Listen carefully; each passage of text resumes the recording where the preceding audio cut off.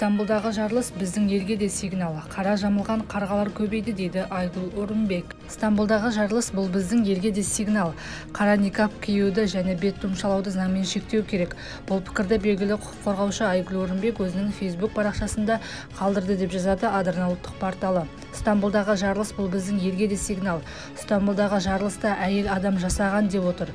Соңғы уақытта біздің елде TikTok әлеуметтік желісінде қара жамылған қарғалар көбейіп кетті деп дабыл қағып келемін. Дабыл қағуым бекер емес. Отырып алып уағыз айтуларынан бөлек құдды өз уақыттарын күтіп бір нәрсеге дайындалып жүргендей көремін.